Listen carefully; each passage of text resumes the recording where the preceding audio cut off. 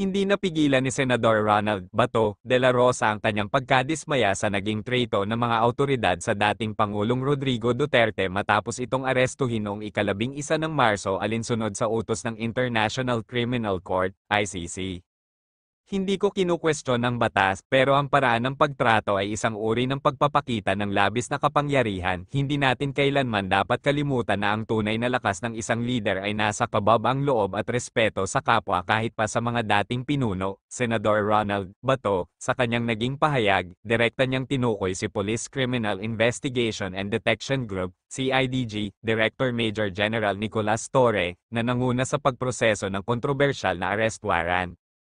Ayon sa senador, tila nasobrahan umano si Torre sa paggamit ng kapangyarihan sa naging paraan ng pagtrato kay Duterte. I would just like to tell him that huwag sana tayong magpakalasing sa power. Yun lang, because all these things shall pass, walang forever dito. Temporary yung power mo ngayon na sigang-siga ka, na kaya mong pagsabihan yung former president na, hihilahin ko yan, hihilahin ko yan. That's too much. Somehow, someday, you'll step down from power and maramdaman mo yan kung anong treatment sa'yo ng taong bayan, ani De La Rosa. Bilang dating hepe ng Philippine National Police at isa sa mga pangunahing tagapagpatupad ng war on drugs, inilahad ni Bato ang kanyang pagkabahala sa aniyay, hindi makatarungang implementasyon ng ICC arrest warrant. Dagdag pa ni De La Rosa, ang paminsang pag-abuso sa kapangyarihan ay may kapalit sa hinaharap. Binigyang diin niya na ang mga opisyal ng gobyerno ay hindi dapat gamitin ang kanilang posisyon upang ipagmalaki ang kanilang awtoridad, lalo na kung may kasaysayan ng paglingkod sa bayan ang kanilang hinaharap na akusado. Ang naging pahayag ni Senador Bato de la Rosa ay isang paalala sa lahat ng nasa kapangyarihan, ang posisyon sa gobyerno ay pansamantala lamang, at ang tunay na sukatan ng liderato ay hindi ang tapang kundi ang kababang loob at paggalang sa karapatang pantao, kahit kanino pa man yan. Hindi napigilan ni Senador Ronald Bato de la Rosa ang kanyang pagkadismaya sa naging treto ng mga awtoridad sa dating Pangulong Rodrigo Duterte matapos itong arestuhin noong ika-11 ng Marso alinsunod sa utos ng International Criminal Court, ICC.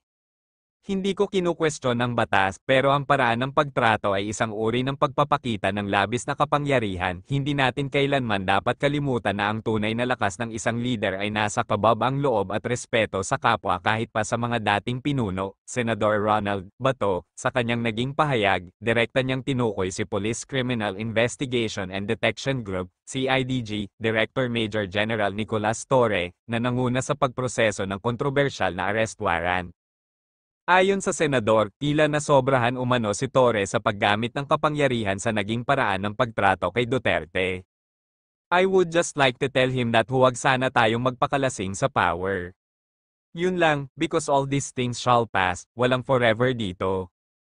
Temporary yung power mo ngayon na sigang-siga ka, na kaya mong pagsabihan yung former president na, hihilahin ko yan, hihilahin ko yan. That's too much. Somehow, someday, you'll step down from power and maramdaman mo yan kung anong treatment sa'yo ng taong bayan, ani De La Rosa. Bilang dating hepe ng Philippine National Police at isa sa mga pangunahing tagapagpatupad ng war on drugs, inilahad ni Bato ang kanyang pagkabahala sa aniyay, hindi makatarungang implementasyon ng ICC arrest warrant. Dagdag pa ni De La Rosa, ang paminsang pag-abuso sa kapangyarihan ay may kapalit sa hinaharap. Binigyang diin niya na ang mga opisyal ng gobyerno ay hindi dapat gamitin ang kanilang posisyon upang ipagmalaki ang kanilang awtoridad, lalo na kung may kasaysayan ng paglingkod sa bayan ang kanilang hinaharap na akusado. Ang naging pahayag ni Senador Bato de la Rosa ay isang paalala sa lahat ng nasa kapangyarihan, ang posisyon sa gobyerno ay pansamantala lamang, at ang tunay na sukatan ng liderato ay hindi ang tapang kundi ang kababang loob at paggalang sa karapatang pantao, kahit kanino pa man yan.